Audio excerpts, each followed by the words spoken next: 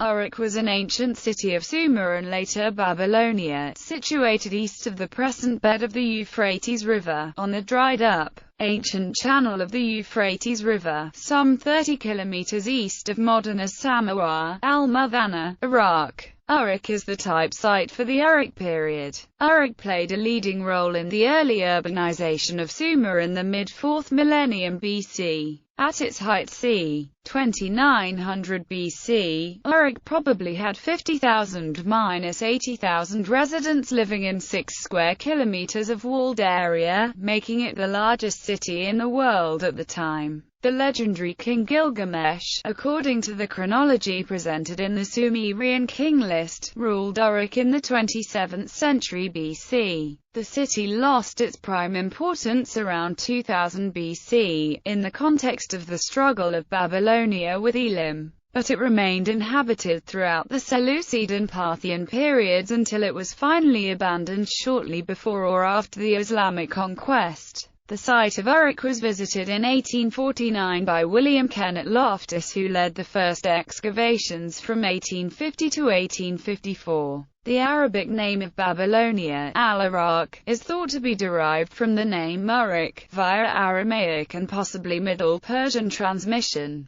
Prominence. In myth and literature, Uruk was famous as the capital city of Gilgamesh, hero of the Epic of Gilgamesh. It is also believed Uruk is the biblical Erech, the second city founded by Nimrod in Shinar. In addition to being one of the first cities, Uruk was the main force of urbanization and state formation during the Uruk period. This period of 800 years saw a shift from small, agricultural villages to a larger urban center with a full-time bureaucracy, military, and stratified society. Although other settlements coexisted with Uruk, they were generally about 10 hectares, while Uruk was significantly larger and more complex. The Uruk period culture exported by Sumerian traders and colonists had an effect on all surrounding peoples, who gradually evolved their own comparable, competing economies and cultures. Ultimately, Uruk could not maintain long-distance control over colonies such as Tel Brak by military force.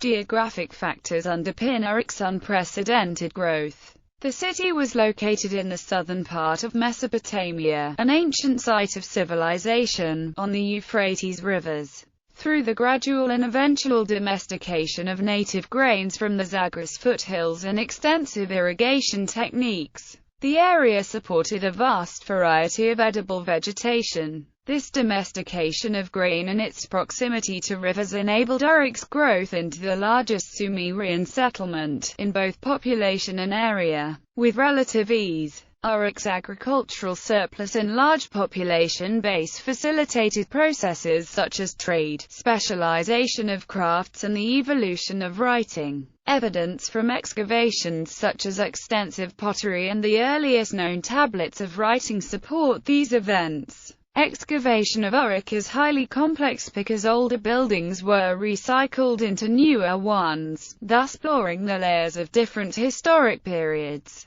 The topmost layer most likely originated in the Jemdet Nasa period and is built on structures from earlier periods dating back to the Ubaid period. History. According to the Sumerian king list, Uruk was founded by the king Enmerkar, though the king list mentions a king of Iana before him. The epic Enmerkar and the Lord of Aratta relates that Enmerkar constructed the House of Heaven for the goddess Inanna in the Iana district of Uruk. In the Epic of Gilgamesh, Gilgamesh builds the city wall around Uruk and is king of the city. Uruk went through several phases of growth, from the early Uruk period to the late Uruk period. The city was formed when two smaller Ubaid settlements merged. The temple complexes at their cores became the Iana District and the Anu District, dedicated to Inanna and Anu, respectively. The Anu District was originally called Kulaba, prior to merging with the Iana District.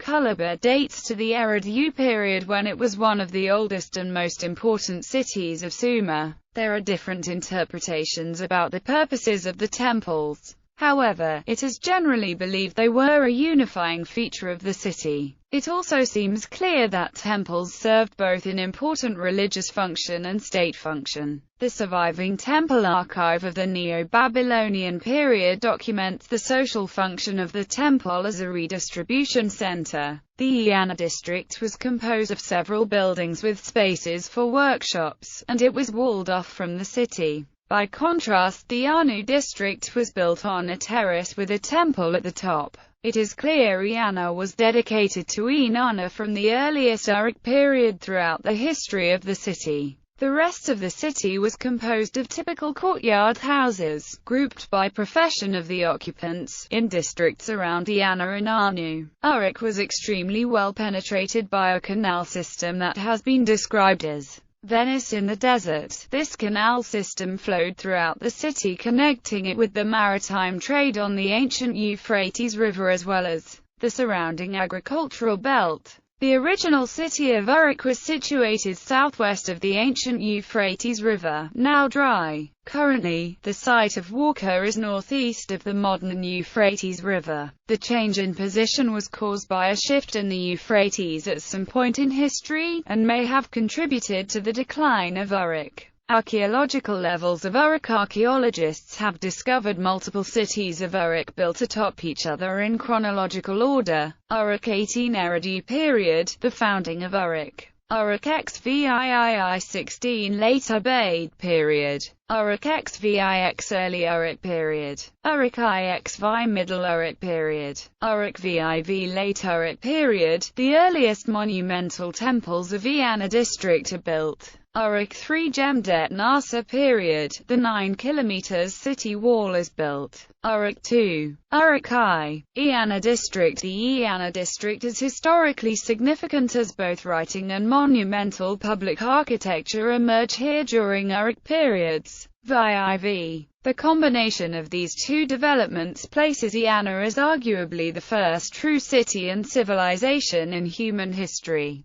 Iana during period Eva contains the earliest examples of cuneiform writing and possibly the earliest writing in history. Although some of these cuneiform tablets have been deciphered, difficulty with site excavations has obscured the purpose and sometimes even the structure of many buildings. The first building of Iana, Stone Cone Temple, was built in period VI over a pre-existing Ubaid temple and is enclosed by a limestone wall with an elaborate system of buttresses. It was ritually demolished in Uruk IVB period and its contents interred in the Rimchen building. In the following period, Uruk V, about 100 meters east of the Stone Cone Temple, the Limestone Temple was built on a 2 meters high rammed earth podium over a pre-existing Ubaid temple, which like the Stone Cone Temple represents a continuation of Ubaid culture. However, the Limestone Temple was unprecedented for its size and use of stone, a clear departure from traditional Ubaid architecture. The stone was quarried from an outcrop at Umayyad about 60 kilometers east of Uruk. It is unclear if the entire temple or just the foundation was built of this limestone. The Limestone Temple is probably the first Inanna temple, but it is impossible to know with certainty. Like the Stone Cone Temple, the Limestone Temple was also covered in cone mosaics. Both of these temples were rectangles with their corners aligned to the cardinal directions. A central hall flanked along the long axis flanked by two smaller halls, and buttressed facades, the prototype of all future Mesopotamian temple architectural typology. Between these two monumental structures a complex of buildings, courts, and walls was built during Iana IVB. These buildings were built during a time of great expansion in Uruk as the city grew to 250 hectares and established long-distance trade, and are a continuation of architecture from the previous period. The Rimchen building, named for the brick shape called Rimchen by the Germans, is a memorial with a ritual fire kept burning in the center for the Stone Cone Temple after it was destroyed. For this reason, Uruk IV period represents a reorientation of belief and culture. The facade of this memorial may have been covered in geometric and figural murals. The Reemchen bricks first used in this temple were used to construct all buildings of Uruk IV period Iana. The use of colored cones as a facade treatment was greatly developed as well, perhaps used to greatest effect in the cone mosaic temple, composed of 3 parts. Temple N, the round pillar hall, and the cone mosaic courtyard. This temple was the most monumental structure of Iana at the time. They were all ritually destroyed and the entire Iana district was rebuilt in period Eva at an even grander scale. During Iana Eva, the Limestone Temple was demolished and the Red Temple built on its foundations. The accumulated debris of the Uruk IVB buildings were formed into a terrace, the L-shaped terrace, on which buildings C, D, M, Great Hall, and Pillar Hall were built. Building E was initially thought to be a palace, but later proven to be a communal building. Also in period of E, the Great Court, a sunken courtyard surrounded by 2 tiers of benches covered in cone mosaic, was built. A small aqueduct drains into the Great Courtyard, which may have irrigated her garden at one time. The impressive buildings of this period were built as Uruk reached its zenith and expanded to 600 hectares. All the buildings of Iana Eva were destroyed sometime in Uruk III, for unclear reasons. The architecture of Iana in period III was very different from what had preceded it. The complex of monumental temples was replaced with baths around the Great Courtyard and the labyrinthine rammed earth building. This period corresponds to early dynastic Sumer c. 2900 BC, a time of great social upheaval when the dominance of Uruk was eclipsed by competing city-states. The fortress-like architecture of this time is a reflection of that turmoil. The Temple of Inanna continued functioning during this time in a new form and under a new name, the House of Inanna in Uruk. The location of this structure is currently unknown. Anu District. The Great Anu District is older than the Iana District, however, few remains of writing have been found here. Unlike the Iana District, the Anu District consists of a single massive terrace, the Anu Ziggurat, dedicated to the Sumerian sky god, and sometime in the Uruk III period the massive White Temple was built atop of the ziggurat, and under the northwest edge of the ziggurat an Uruk VI period structure, the Stone Temple, has been discovered. The Stone Temple was built of limestone and bitumen on a podium of rammed earth and plastered with lime mortar. The podium itself was built over a woven reed mat called Giparu, a word which originally referred a reed mat used ritually as a nuptial bed, but took on the meaning as the source of abundance which radiated upward into the structure. The structure of the Stone Temple further develops some mythological concepts from Enuma Elish, perhaps involving libation rites, is indicated from the channels, tanks, and vessels found there. The structure was ritually destroyed, covered with alternating layers of clay and stone, then excavated filled with mortar sometime later. The Anu Ziggurat began with a massive mound topped by a cellar during the Uruk period c. 4000 BC and was expanded through 14 phases of construction, labeled L to A3. Interestingly, the earliest phase used typology similar to PPNA cultures in Anatolia, a single-chamber cellar with a terrazzo floor beneath which bucrania were found. In Phase E, corresponding to Uruk III period c. 3000 BC, the White Temple was built. The White Temple was clearly designed to be seen from a great distance across the plain of Sumer, as it was elevated 21 meters and covered in gypsum plaster which reflected sunlight like a mirror. For this reason, it is believed the White Temple is a symbol of Uruk's political power at the time. In addition to this temple, the Anu Ziggurat also had a monumental limestone paved staircase used in religious processions. A trough running parallel to the staircase was used to drain the ziggurat. Uruk into late antiquity. Although it had been a thriving city in early dynastic Sumer, especially early dynastic II, Uruk was ultimately annexed to the Akkadian Empire and went into decline. Later, in the Neo-Sumerian period, Uruk enjoyed revival as a major economic and cultural center under the sovereignty of Ur. The Iana District was restored as part of an ambitious building program, which included a new temple for Inanna. This temple included a ziggurat,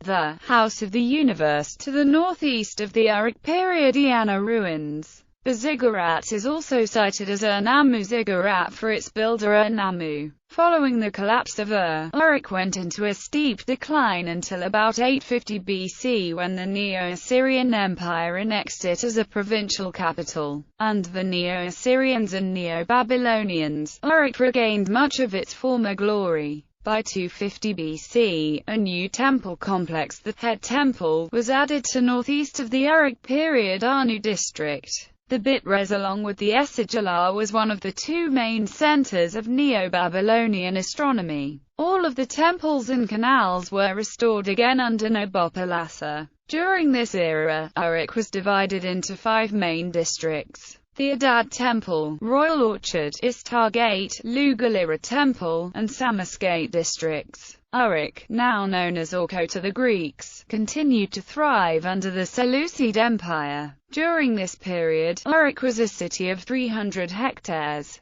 In 200 BC, the Great Sanctuary of Ishtar was added between the Anu and Iana districts. When the Seleucids lost Mesopotamia to the Parthians in 141 BC, Uruk again entered a period of decline from which it never recovered. The decline of Uruk may have been in part caused by a shift in the Euphrates River. By 300 AD, Uruk was mostly abandoned, and by c. 700 AD it was completely abandoned. Political history. In Uruk, in southern Mesopotamia, Sumerian civilization seems to have reached its creative peak. This is pointed out repeatedly in the references to this city in religious and, especially, in literary texts, including those of mythological content. The historical tradition as preserved in the Sumerian king list confirms it. Starting from the early Uruk period, exercising hegemony over nearby settlements. At this time, there were 2 centers of 20 hectares, Uruk in the south and Nippur in the north, surrounded by much smaller 10-hectare settlements.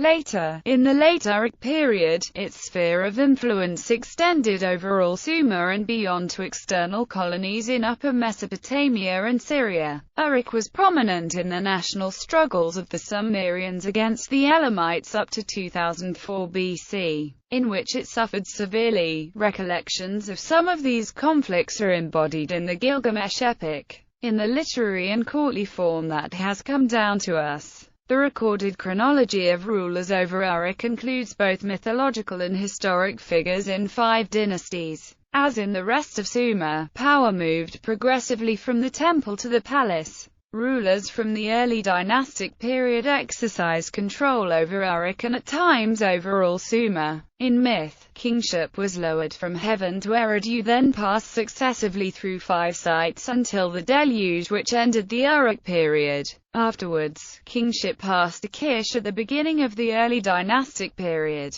which corresponds to the beginning of the early Bronze Age in Sumer. In the early dynastic I period, Uruk was in theory under the control of Kish. This period is sometimes called the Golden Age. During the early dynastic II period, Uruk was again the dominant city exercising control of Sumer. This period is the time of the first dynasty of Uruk, sometimes called the Heroic Age. However, by the early dynastic I period Uruk had lost sovereignty, this time to Ur. This period, corresponding to the early Bronze Age III, is the end of the first dynasty of Uruk. In the early dynastic IIIB period, also called the pre-Sargonic period, Uruk continued to be ruled by Ur. Early dynastic, Akkadian, and Neo-Sumerian rulers of Uruk. First dynasty of Uruk, Meshki-Angasha, son of the god Utu and founder of Uruk, who received kingship from the first dynasty of Kish.